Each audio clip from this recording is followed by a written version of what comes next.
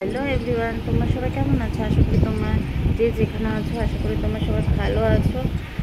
জানি গরমে সবাই খুব কষ্টে আছো, কিন্তু কিচ্ছু করার নেই। মানুষের বলে না, মানুষ কোনটাই সহ্য করতে পারে না। যেমন গরমকাল আসলে শীতকালকে চায়, আবার শীতকাল আসলে গরমকালকে চায়। তো সব মানুষ কোনোতেই স্যাটিসফ্যাকশন নেই, ঠিক আছে? তো ত্রিপুরাতেও প্রচণ্ড গরম, মানে পুরো হিট ওয়েভ চলছে। সমস্ত স্কুল পুরো সরকারিভাবে বেসরকারিভাবে সবাই ঘোষণা করে ফেলেছে যে স্কুল বন্ধ থাকবে কিছুদিন।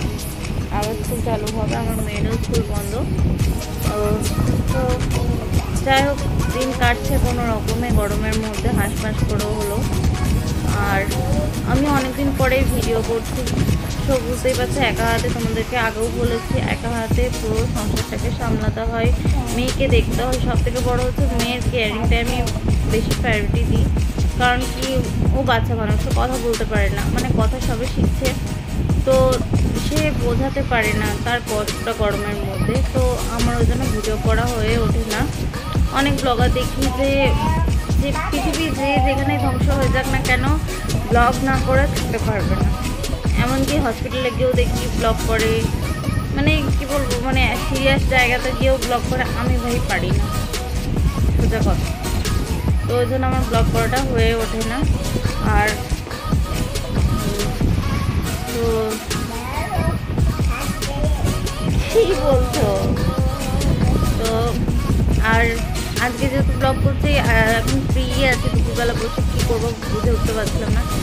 তো কাজ নেই, যে এটুকু মেয়ের সঙ্গে একটু আটা মারা। মামা তো হাজব্যান্ড গেছে 2 দিনের জন্য গুয়াহাটিতে। হাই বলো, হাই বলো, হাই বলো, হাই বলো। তো গুয়াহাটিতে গেছে, তো সেই জন্য 2 দিন একটু কাজের ছুটি, মানে চাপটা নেই। একার জন্য আর কতটা কাজ থাকে, আর মেয়ের তো জন্য বেশি কেয়ারিং। তো ওই জন্য কাজকর্ম নেই বলে তোমাদের সাথে একটু আড্ডা মারতে বসলাম।